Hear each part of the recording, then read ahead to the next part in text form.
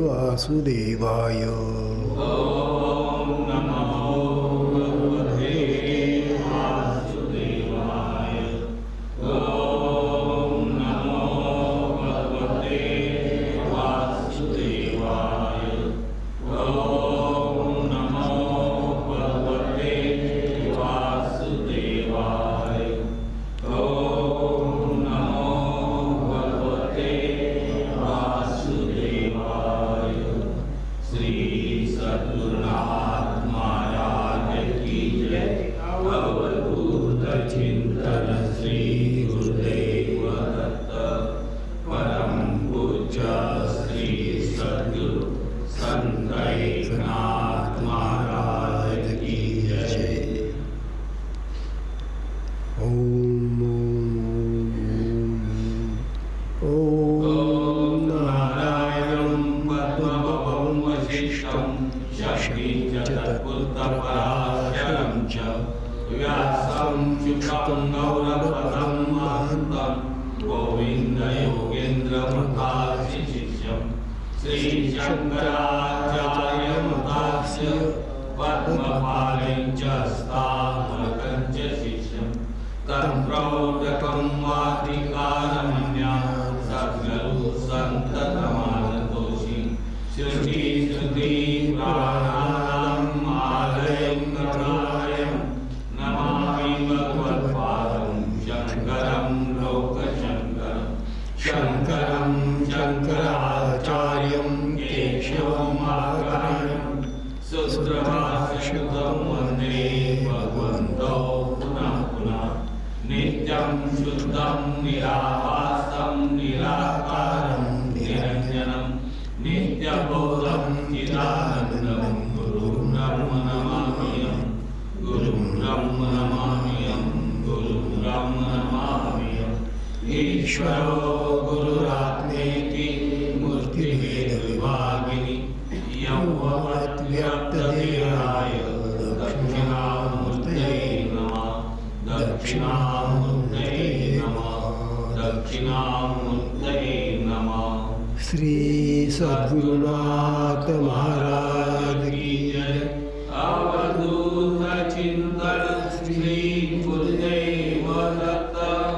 परम पूज्य श्री सद्गुरु संत एकनाथ महाराज की जय। परम पूजनीय श्री सद्गुरू संत एकनाथ महाराज यांच्या असीम कृपाप्रसादाने हा श्रीनाथ भागवताचा सत्संग सुरू आहे। सत्संगामध्ये पुढील भाग पाहण्यापूर्वी आपण एक भजन म्हणूया। बाबा भजन नंबर 45। भजन नंबर 45।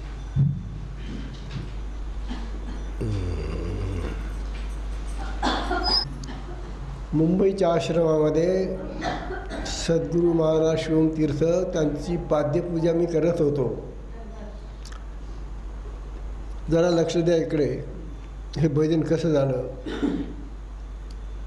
त्यांची पाद्यपूजा करत असताना माझ्या अंगावर जे वस्त्र होतं, आता तसं हे वस्त्र आहे ना, असं वस्त्र मी अंगावर घेतलेलं,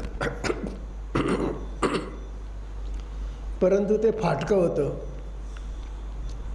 त्यांना काय वाटलं कोणास ठाऊक, त्यांनी ते फाटकं वस्त्र घेतलं आणि माझ्या समक्ष सट्टाला दिवशी फाडून फेकून दिलं। महाराजांनी माझं ते वस्त्र असं फाडून फेकून दिलं। मी म्हटलं बाबा कशासाठी, काय नाही बोले, ऐसा फटका लेना नहीं लेना तो नहीं, नवीन लेना। मग मी म्हटलं मला आता नकोच. आणि मग हे भजन झालं तेव्हा.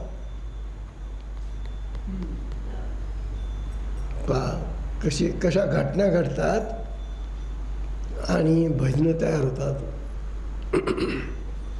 आठवण येते त्याची मला फार. एक अरे बरो अरे पप्पू ए पप्पू.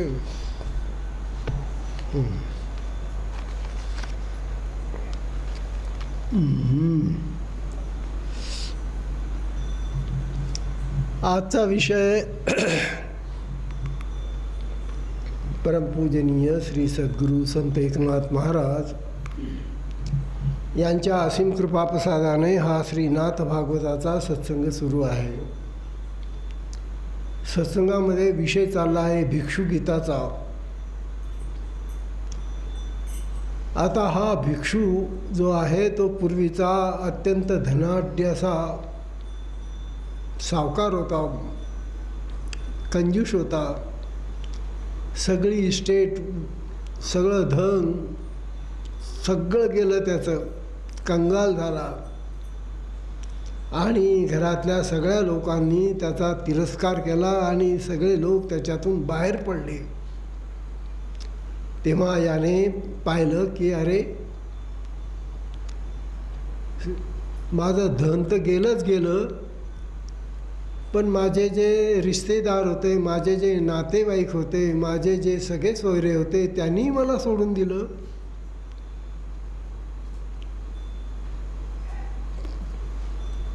फार वाईट वाटलं त्याला. मग त्यांनी संन्यास घेतलेला आहे. एखादा मनुष्य जर अशा परिस्थितीत असता तर त्याने आत्महत्या करून घेतली असती, आणि आज करतातच हे लोक.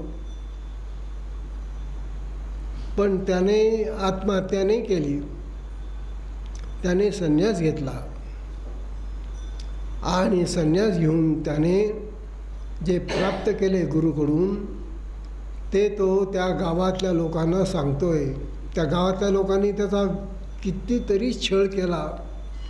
तो भाग होऊन गेलेला आपला, अतिशय छळ केला त्याचा.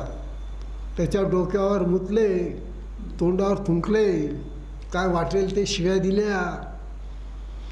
हे सगळं सहन करून त्याने आपलं मन विचलित होऊ दिलं नाही, मन शांत ठेवलं.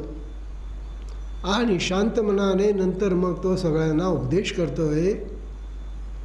अरे आता माझं म्हणणं तर ऐकून घ्या. तुम्ही केला माझा छळ, मी तुम्हाला काही म्हणत नाही आहे, ठीक आहे. बघा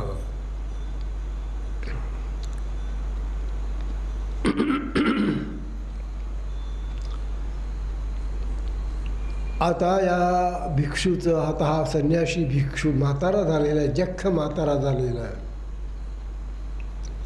आता हा त्या लोकांना उपदेश करतोय.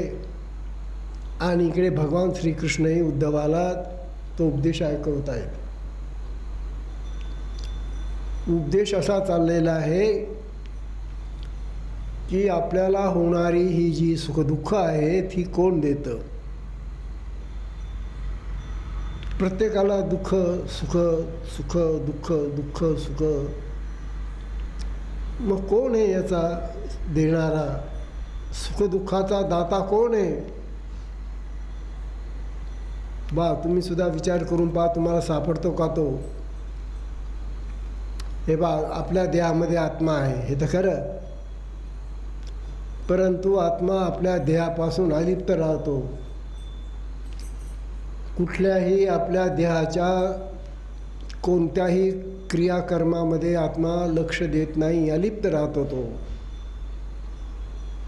आणि अलिप्त असून तो अत्यंत शांत आणि तृप्त असतो सदैव, अखंड.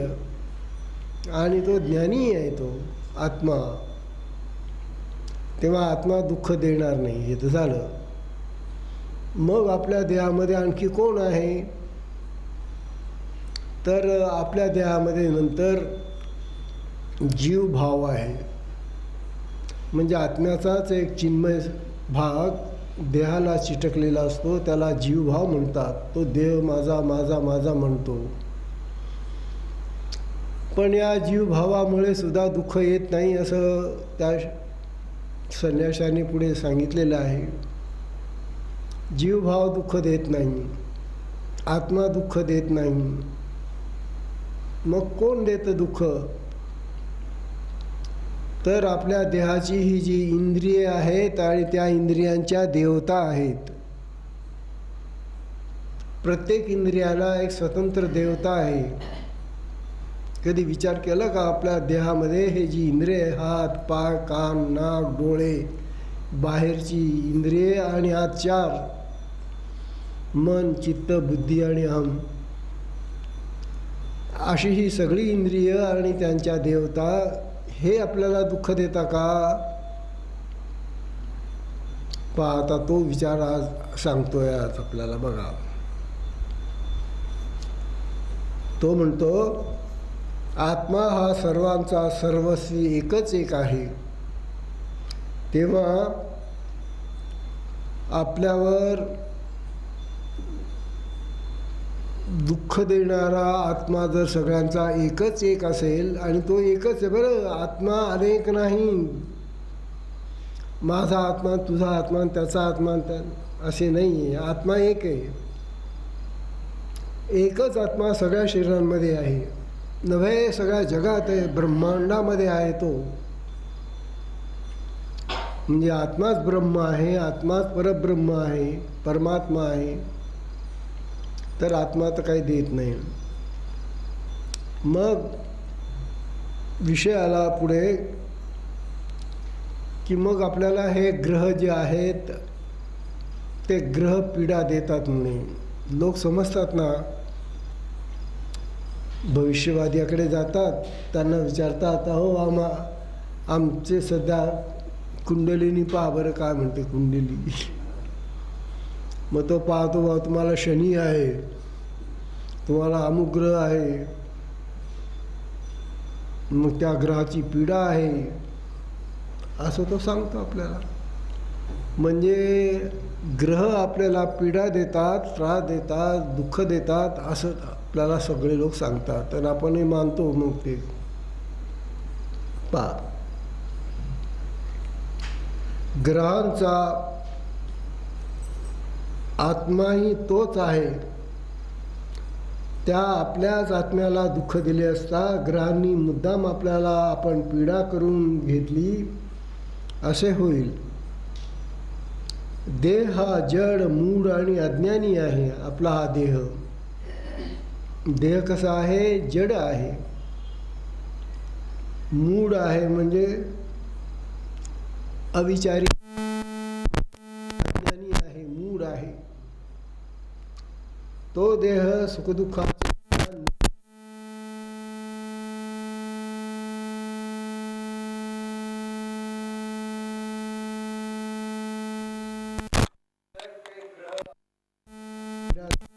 होईल. मग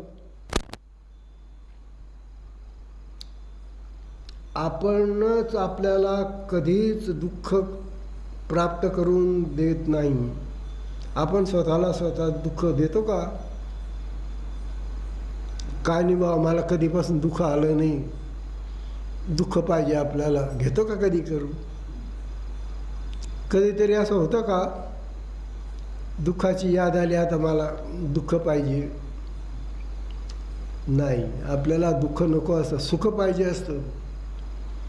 सुखासाठी धडपड आहे, परंतु दुःखासाठी नाही. आणि तुम्ही धडपड करा करू नका, पण दुःख येतच. दुःखाची गोष्ट अशी आहे की त्याच्यासाठी प्रयत्न करायची गरज नाही. ते येणार म्हणजे येणार, आणि जितके दिवस तुम्हाला ते राहणार म्हणजे राहणार, दुःख देणार ते. तर असं हे जे देहाला प्राप्त होणारं दुःख आहे, हे देतं कोण? मग तर लोकांची समजूत आता अशी झाली आहे की बा हे ग्रह जे आहेत ना आकाशातमध्ये, ते ग्रह पीडा देतात, त्रास देतात, दुःख देतात. बघा,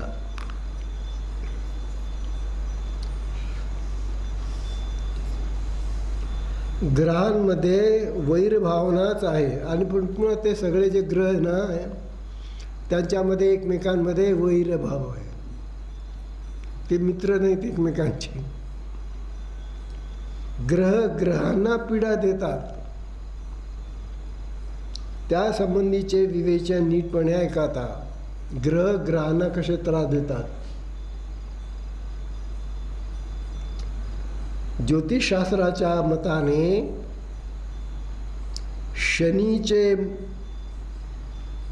शनीचे मंगळ आणि सूर्य यांच्याशी वैर आहे. शनी हा जो ग्रह आहे तो मंगळ आणि सूर्य या 2 ग्रहांशी वैर करतो. गुरु आणि शुक्र हे जे 2 ग्रह आहेत हे एकमेकांचे शत्रू आहेत. गुरु आणि शुक्र बरं, मित्र नाही, शत्रू आहेत ते. तसेच बुध आणि चंद्र यांच्यामध्येही मोठे वैर आहे. बुध आणि चंद्र या ग्रहांमध्ये काही ग्रहांची गती शीघ्र असते तर कोणाची मंद गती असते. ते फिरत आहे आकाशामध्ये. काही जोराने फिरतात, काही हळूहळू फिरतात. कोणी अत्यंत जलद गतीने चालतात तर कोणी चक्र गतीने असे हळूहळू फिरतात.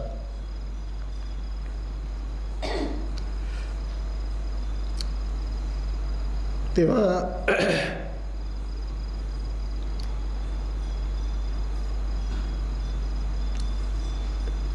ते एकाच नक्षत्र चरणात येऊन एकत्र राहू लागले तर त्यात राहू सूर्याचा ग्रास करतो. राहू सूर्याला गिळतो ना, म्हणून ग्रहण लागतं ना. सूर्याला जे ग्रहण लागतं ते राहूने गिळलं असं म्हणून लागतं म्हणे.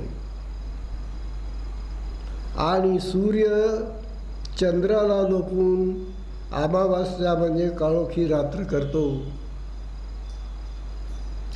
अशा रीतीने ग्रह हे सर्वांना परस्पर स्वतः पीडा देतात. म्हणजे त्यांची एकमेकांची वैर त्यांना पीडा देतात ते. मग आपला काय संबंध माणसांचा? तुम्ही खुशाल भांडणं बाबांनो, आकाशामध्ये काही करा तिथं, पण आम्हाला काय त्रास देता? तर त्याचं कारण ते सांगता पाहता. अशा रीतीने ग्रह हेच ग्रहांना परस्पर पीडा देतात. परंतु मी आत्मस्वरूपी असून त्यांच्याहून भिन्न आहे. आता मी जो आहे, आपण जे लोक आहोत त्याच्यामध्ये आत्मा आहे आणि त्या ग्रहांपासून वेगळे आहोत आपण. तेव्हा मला त्यांचे सुख दुःख काय, त्यांचं काय कळलं भांडण, आम्हाला काय करायचं? भांडा भाऊ तुम्ही कशाल, आकाशात आहे तुम्ही, आमच्याशी काही संबंध नाही तुमचा. खणाखंड सर्व दागिने मोडले तरी सोने असते ते स्वतः तसेच राहते. पाहता तुम्ही, सोन्याचे दागिने आणि आपल्याला ते मोडून टाकायचे तर आपण किती त्यांना सरापाकडे देऊन मोडले तरी सोनं म्हणून जे आहे ते कायम तसंच राहतं.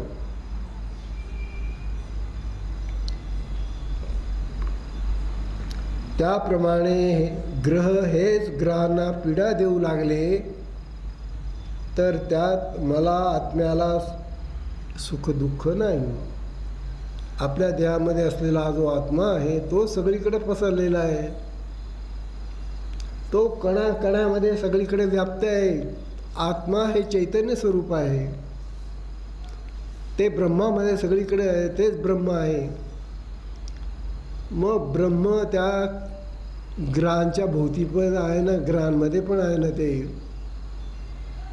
मग त्या ग्रहामध्ये असलेल्या पीडा त्या आत्म्याला लागतात का, ब्रह्माला लागतात?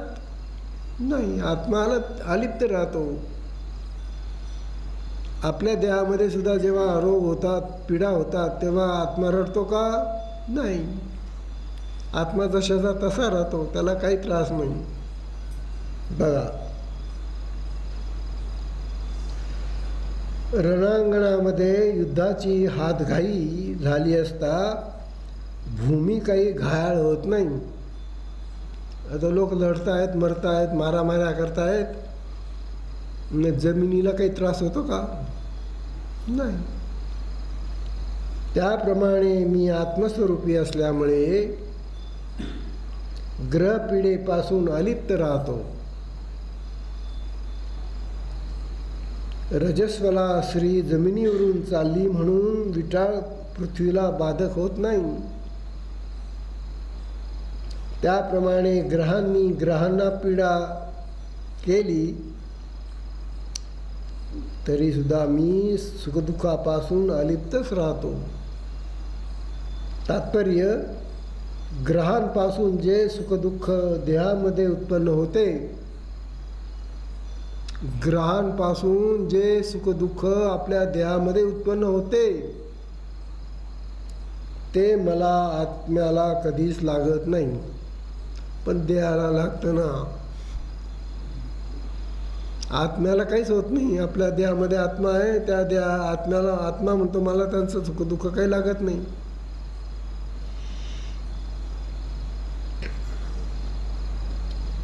बा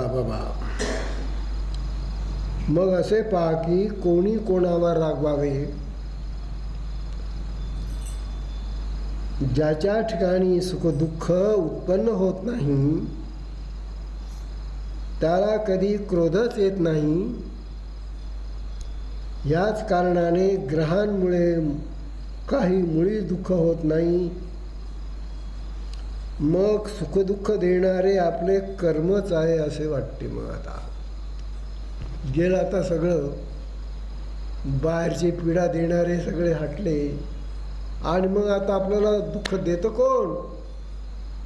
तर आपण जे कर्म करतो म्हणाले ते कर्म आपल्याला दुःख देतं असं हा भिक्षू सांगतोय. आपले कर्म आहे असे म्हटले की लोकांना भ्रम पडतो, पण वस्तुतः आत्मा हा केवळ निष्कर्म आहे. त्याला जड कर्म बांधणार कसे? मग कर्मही आत्म्याला दुःख देऊ शकत नाही. कर्म हे जड असल्यामुळे अत्यंत बाधक आहे. कर्म जड असतं, ते बाधक आहे. आणि आत्मा हा ज्ञानस्वरूपी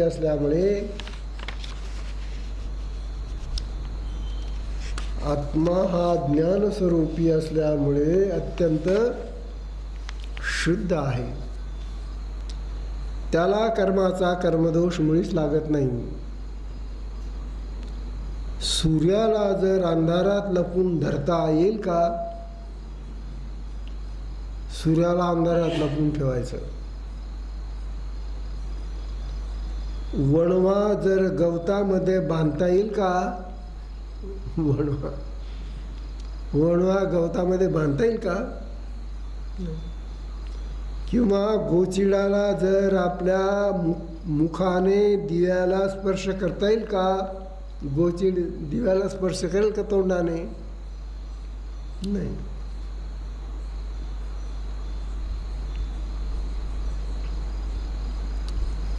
बघा बाबा, झंझावाताला जर कोंडा प्रतिबंध करील,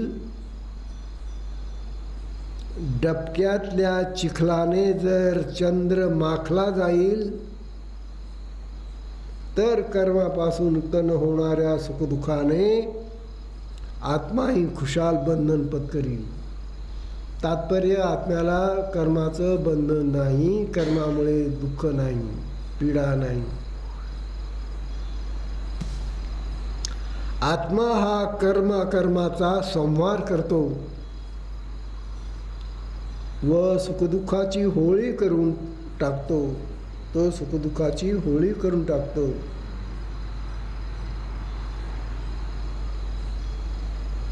बाबा,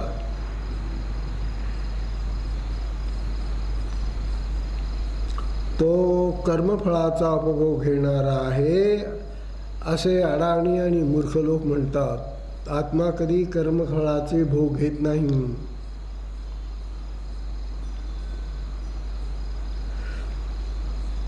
स्वप्नात झालेली स्वप्न संतती, स्वप्नामध्ये झालेली संतती, स्वप्न संतती जर जागेपणामध्ये कोणाला भेटावायला येईल का? कोण तुम्ही? तुमचा पुत्र आहे ना मी. कसं काय?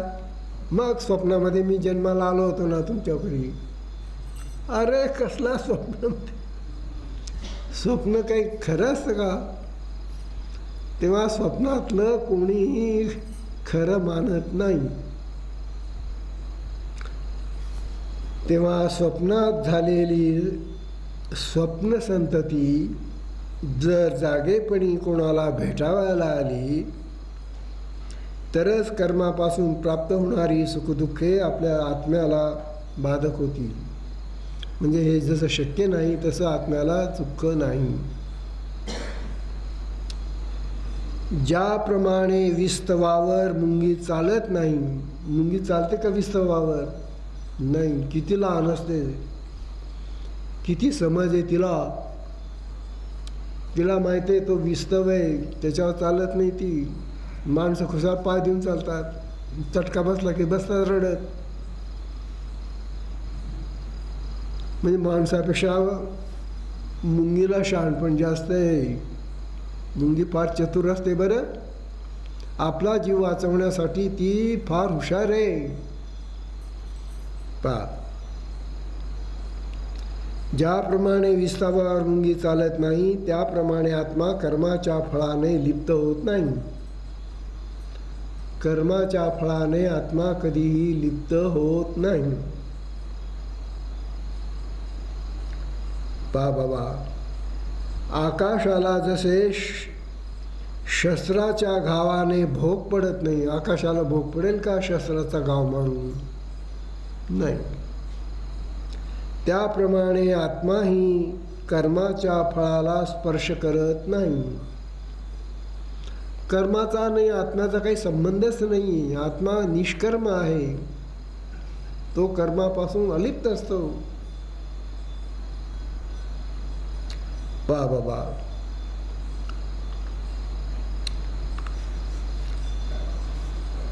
कर्म म्हणून जितके आहे तितके अविद्यात्मक आहे. कर्म अविद्यात्मक आहे असं म्हणतो तो भिक्षू. आणि आत्मा हा अविद्येच्या पलीकडे आहे. अत्यंत निर्मळ आहे आत्मा. त्याला कर्माचे सुखदुःख प्राप्त होत नाही. मूर्ख लोक देहाच्या मोहामुळे तसं मानतात आत्म्याला त्रास झाला. कर्म अत्यंत जड आहे आणि आत्मा हा अत्यंत शुद्ध आहे. कर्म मर्यादित असून आत्मा अनंत आहे.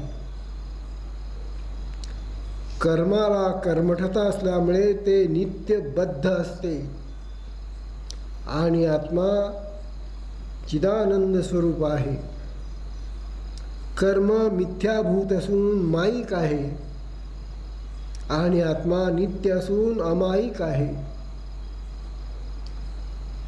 कर्माला ब्रह्माची ओळख नाही. कर्माला आत्म्याची ब्रह्माची ओळख आहे का? नाही. म्हणून ब्रह्म असते तेथे कर्म असत नाही. आत्मा आहे तिथं कर्म नाही. दोरीला सर्प मानले असता त्या सर्पात मुळी सर्पपणाच नसतो. ती दोरी सर्पासारखी दिसते अंधारात, मग ती सर्प आहे का? ती कधी कोणाला चावली का? नाही. तेव्हा सर्पात मुळी सर्पपणाच असतो. दोरीला सर्प मानले असता त्या सर्पात मुळी सर्पपणाच नसतो. मग तो डसून विष चढणार का? नाही.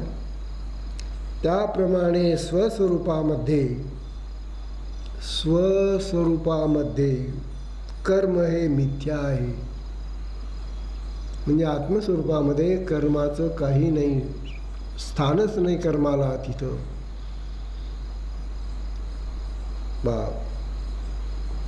तेव्हा ते आत्म्याला बाधेल का? कर्म आत्म्याला कधीच बाधत नाही. वांझराणीचा लाडका नातू, राणी कशी वांझे आणि तिला नातू कसा काय झाला? मग तिचा लाडका नातू राजसत्तेने जगाला शासन करी सुटतो. त्याप्रमाणे कर्माच्या सुखदुःखाच्या गोष्टी कर्मठांमध्ये काय त्या विशेष भरलेल्या असतात. हे कर्मठ लोक जे असतात ते गोष्टी करतात. तात्पर्य येथे कर्म हेच मिथ्या होय. ते सुखदुःख देणार कसे? मग कर्म जर मिथ्या आहे, मिथ्या म्हणजे खोटं आहे, तर मग खोट्याकडून आपल्याला दुःख होईल का? खोट्याकडून दुःख होणं शक्य नाही. हे निश्चितपणे जाणून घेतले म्हणजे मग कोणी कोणावर कोप करावा. याप्रमाणे कर्म हे सुखदुःख देणारे होत नाही. तेव्हा सुखदुःख कोण देतो? मग आता तर म्हणे काळ देतो. काळाने सुखदुःख येतं. काळ सुखदुःख देतो असे म्हणाल तर तेही खरोखर घडत नाही.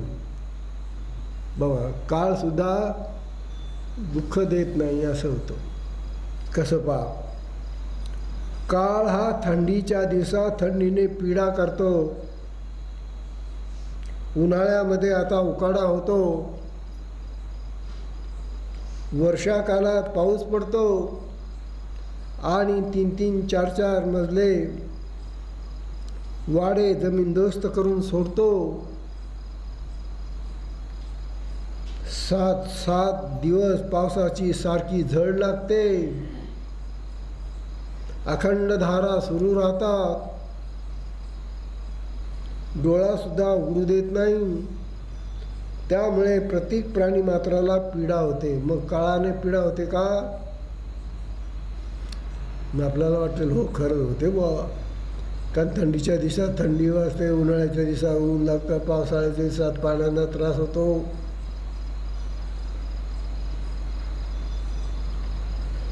प्राणी मात्राला पीडा होते आणि अन्नाची पंचायत होते. जर पाऊस पडला नाही तर अन्न होईल का? अन्नाच्या दुर्मिळतेमुळे पशु पक्षी प्राणी व्याकुळ होतात ना. त्यावेळी सुखदुःख कोणीच मानित नाही.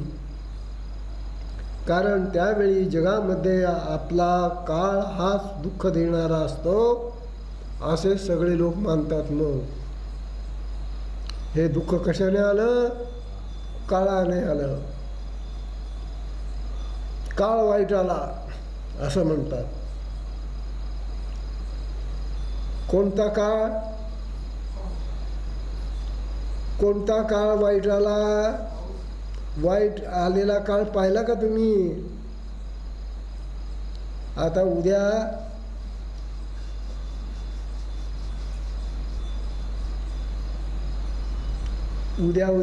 काय आहे? होळी. उद्या होळी. आता होळी जळणार आहे उद्या. मग ही होळी जाळणारे कोण? काळ आहे का तिथं? नाही. कारण त्यावेळी जगामध्ये आपला काळ हा दुःख देणारा असतो असं मानतात लोक.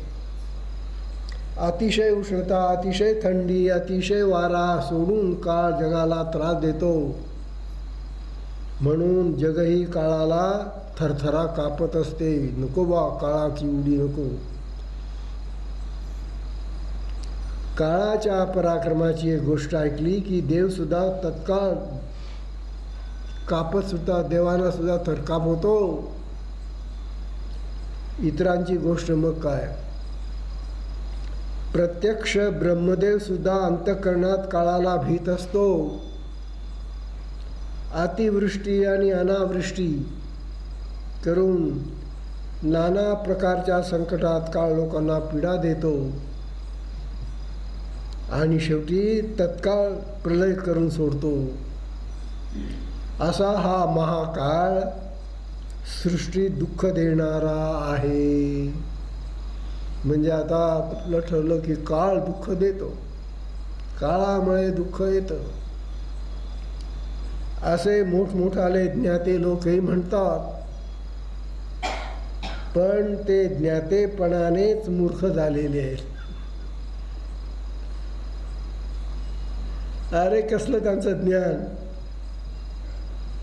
काळ काही असा तुम्हाला त्रास द्यायला येतो का, दुःख द्यायला येणार आहे. बघा, पण ते ज्ञातेपणानेच मूर्ख झालेले आहेत. कारण असे पहा की काळ तोच ईश्वर आहे. काळ कोण आहे? ईश्वर आहे, देव आहे. काळ तोच ईश्वर होय आणि तो सर्वांचा सुखदायक आहे. ईश्वर सगळ्यांना सुखी ठेवतो, तर त्रास देईल का ईश्वर? मग काळ जर ईश्वर आहे आणि ईश्वर जर सुख देतो तर काळ कसा दुःख देईल? मग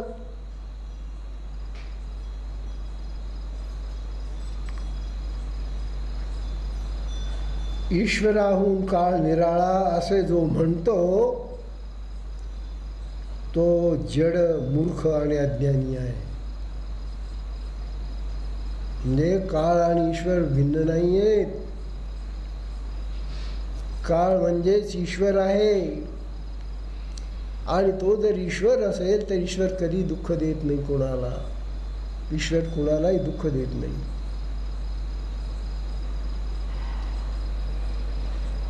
काळ तोच ईश्वर असे समज. तो विश्वात्मा असून पूर्णपणे कृपाळू आहे. काळ हा यथाकाळी पाऊस पाडून संतप्त झालेले लोक सुखी करतो आणि पृथ्वीला भिजवून नवे धान्य पेरण्यासारखी जमीन तयार करून देतो. त्यावेळी जर शीतल हवा राहणार नाही तर पेरलेले धान्य जळून जाईल ना रे. म्हणून त्यावेळी दव पाडतो, थंड हवा सोडतो. तत्काळ सर्व धान्य फलद्रूप होते. ती पिकलेली धान्ये ओली असल्यामुळे लोकांना ती तशीच साठवून ठेवता येणार नाही. म्हणून तो काळ उन्हाळा तयार करतो. म्हणून धान्य घरामध्ये भरता येतं. ओलं धान्य जर घरात भरलं तर राहील का ते चांगलं?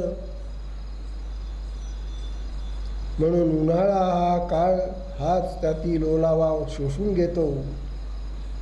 याप्रमाणे प्राण्यांच्या हिताकरिताच थंडी, ऊन, पाऊस. लोकांच्या हितासाठीच हे थंडी, ऊन, पाऊस यांना काळ उत्पन्न करतो. परंतु देह हाच मी अशा भ्रमाने प्राणी भुलल्यामुळे तेच त्याला दुःखदायक वाटते. तेव्हा दुःखाचं आता कारण आलं जवळ. काळही दुःखाचा दाता नाहीये, ग्रह दुःखाचे दाते नाहीये. दुःखाचा दाता कोण आहे? आपला आपला आपला आपला मी मी मी मी. हा जो मी आहे, मी ज्याला तू मी म्हणतो, मग तो तुझा मी खरा आहे का? अशा प्रकारचा आता हा विषय आता पुढे उद्या चालेल. आज सत्संगाची वेळ संपलेली आहे. सत्संगाला विश्राम देऊया. फार सुंदर विषय आहेत हे ऐकले पाहिजे. तेव्हा आजच्या सत्संगाला विश्राम देऊया. हरि ओम तत्सत. विष्णुतीर्थं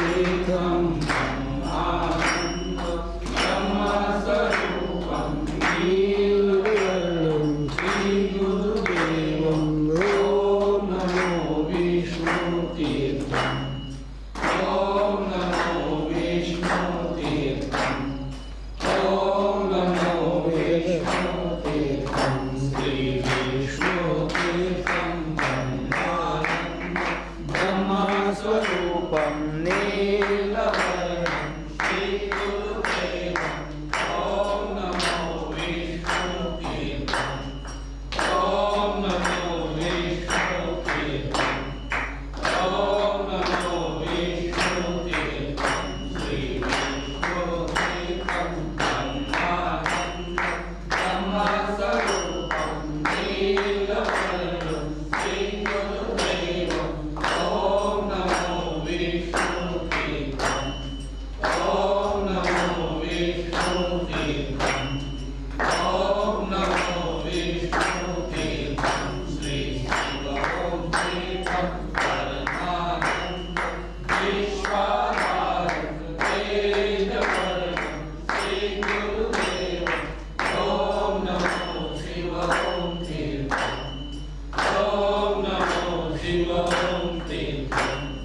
ॐ नमो शिवं तीर्थं. श्री शिवं तीर्थं परमानन्दं विश्वाधारं तेजवर्णं श्रीगुरुदेवं. ॐ नमो शिवं तीर्थं.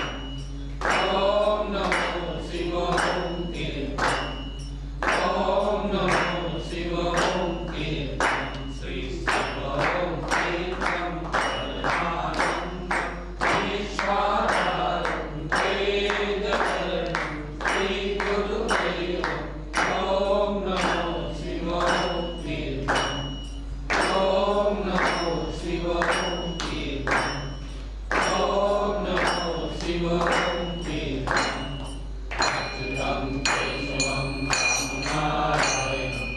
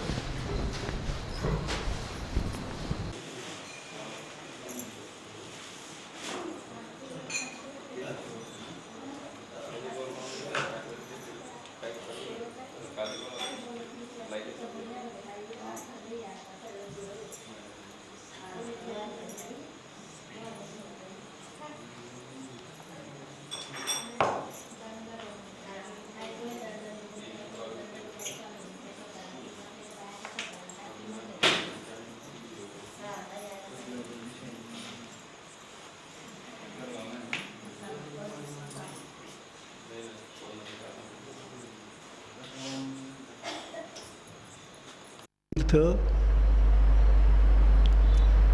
आज हयात नाही आहेत. 1 वर्ष होऊन गेलं त्यांना जाऊन. आणि पहा, मरेपर्यंत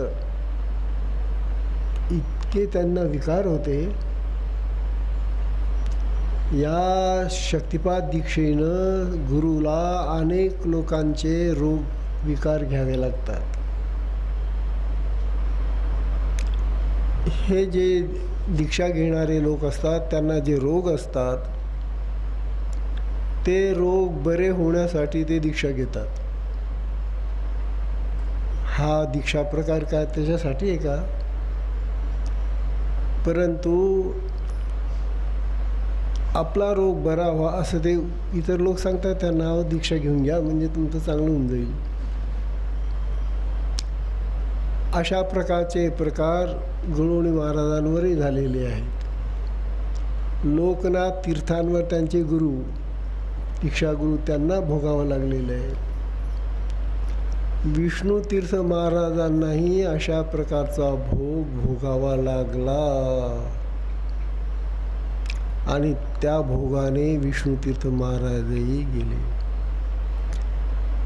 एक कुठला तरी साधक आला देवासला आणि तो म्हणाला, महाराज मला दीक्षा घ्यायची आहे.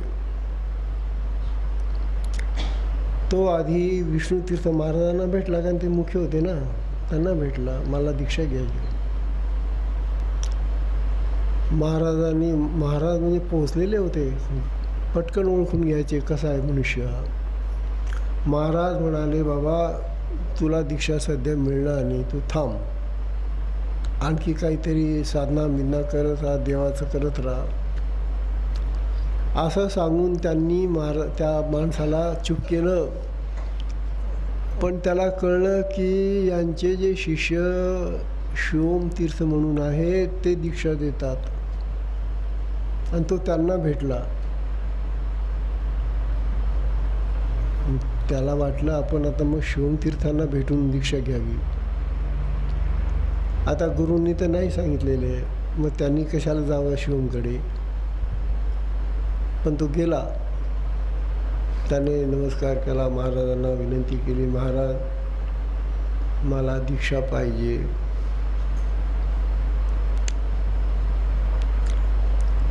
अरे मग आमचे महाराज आहेत ना, त्यांच्याकडे जा ना. नाही महाराज तुमच्याकडूनच घ्यायची बुवा असा हट्ट म्हणा. त्यांनी तर नाही सांगितलं होतं. महाराज अतिशय दयाळू होते. तो जेव्हा गयावया करायला लागला आणि म्हणायला लागला की मला तुम्ही कसंही करून दीक्षा द्या महाराज, त्याचा रोग महाराजांना ओळखता आला नाही. महाराज म्हणाले बरं भाऊ देतो, आणि त्याप्रमाणे त्याची दीक्षा ठरली. हे महाराजांना कळलं, विष्णू तीर्थांना, की शिवमने त्याला हो म्हटलेले. लगेच बोलवलं, बोलवा त्याला. का हो, का महाराज तुम्ही तो जो मनुष्य आलेला आहे त्याला दीक्षा देणार आहे उद्या? हो. का बरं? देऊ नको. पण महाराज मी त्याला हो म्हटलं गेले. आत्ता महाराज म्हणतात मी त्याला नाही सांगितलं होतं, तरी तो तुझ्याकडे येऊन दीक्षा घेतोय, चांगलं नाही, देऊ नको त्याला दीक्षा. पण मग महाराज आता माझ्याकडून तर हो म्हटलं गेलेलं आहे त्याला, मी आता कसं काय नाही म्हणू. पहा, तेवढ्यासाठी दीक्षा देण्याचं ते काम विष्णू तीर्थांनी आपल्या अंगावर घेतलं. ते म्हणाले नाही, तू देऊ नको दीक्षा, ती मी देतो त्याला दीक्षा.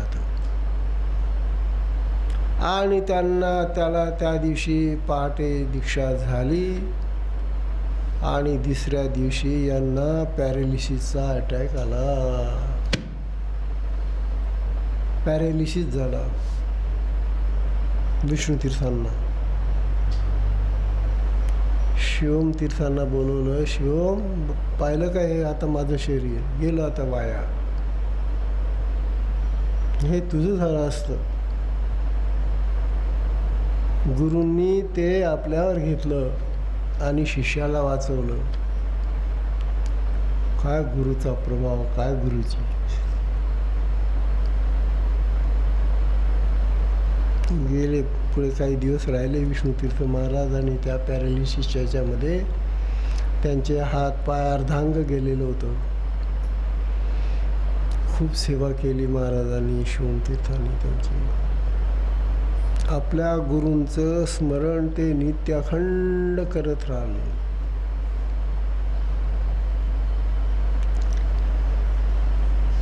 अशा तऱ्हेनं शिवमतीर्थ महाराजांचा आता गुरु गेल्यानंतर ते एकटेच राहिले. अतिशय चांगले दयाळू, येणाऱ्या साधकांना जेवण तयार करून खाऊ घालायचं.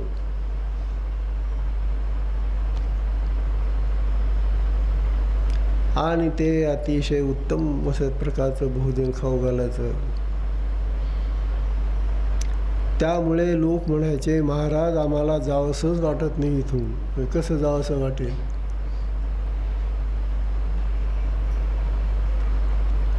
त्या भोजनासाठी लागणारं सगळं साहित्य, आता टेकडीवर यांचा आश्रम, टेकडी खाली उतरून गावात जायचं आणि गावामधून दुकानातून ते साहित्य घ्यायचं, आपल्या खांद्यावर घ्यायचं. आणि ते साहित्य घेऊन वर जायचं आणि त्या साहित्याचा तिथं उपयोग करायचा स्वयंपाकामध्ये. परंतु ते म्हणत होते की मी जेव्हा ते साहित्य आणायला गावात जात असे, टेकडी उतरून जवळजवळ मैल 2-3 मैल इतकं अंतर होतं ते, त्यावेळेला मी असं ठरवलं की हे नुसतं जाणं आणि येणं उपयोगाचं नाही,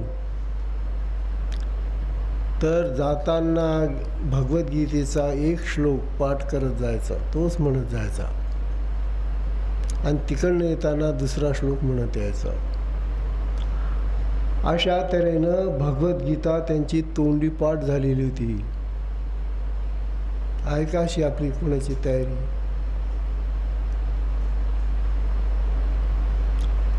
आणखी तुम्हाला सांगतो की त्यांना आता हे जे आपलं महाराष्ट्रातलं बाळबोध वळणाचं जे लेखन आहे ते त्यांना माहिती नव्हतं, कारण पंजाबमध्ये उर्दू होतं सगळं आणि त्यांना उर्दूच भाषा येत होती, फक्त उर्दूचं ज्ञान होतं, उर्दू लिपी यायची त्यांना. पण पहा, विष्णुतीर्थ महाराज देवासला आल्यानंतर, कारण देवास हे संस्थान होतं महाराष्ट्राचं, पवारांचं, पवार होते आपले तिथं महाराष्ट्राचे संस्थानिक, आणि तिथं मराठी शाळा काढल्या होत्या त्यांनी त्यावेळेला. म्हणून त्यावेळेला मराठी लोक पुष्कळ होते देवासमध्ये, मराठी बोलणारे. तेव्हा देवासमध्ये मला तर काही मराठी येत नाही, भगवद्गीता मराठी म्हणजे बाळबोध वळणामध्ये संस्कृतमध्ये लिहिलेली आहे, संस्कृतचं तर मूळ ज्ञान नाही. परंतु कोणाकडून तरी ते वाचून घ्यायचे आणि तसं म्हणत जायचे. अहो, अशा तऱ्हेनं सगळी गुरुगीता 18 अध्याय त्यांची पाठ होऊन गेले होते. कारण दररोज एकदा तरी खाली उतरून जावंच लागत काही ना काही आणायला. सांगा, असा कोणी भक्त असेल का? भाषा आपली नाही, संस्कृत भाषा. ते जे लेखन आहे ते बाळबोध वळणाचं, ते लेखन वाचायचं. अशा तऱ्हेनं शिवमतीर्थ महाराज देवासला राहत असताना संस्कृत शिकले.